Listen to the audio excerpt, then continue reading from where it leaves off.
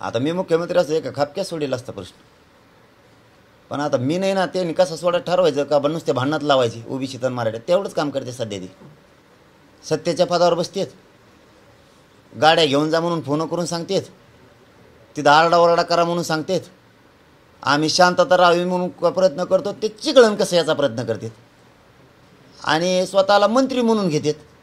मग आत्ताचे तुमचेच मुख्यमंत्री आहेत ना, ते स्वतः मुख्यमंत्री. जादूची कांडी आहे का तुमच्याकडं?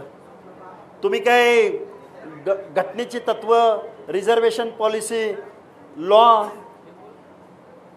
तुम्ही मुख्यमंत्री झाला म्हणजे या सगळ्या यंत्रणा, स्वायत्त यंत्रणा काय तुम्ही ताब्यात घेणार का?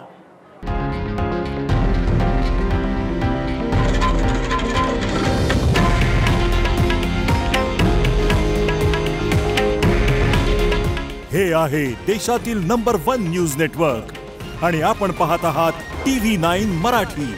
काळजी तुमची, हित महाराष्ट्राचं.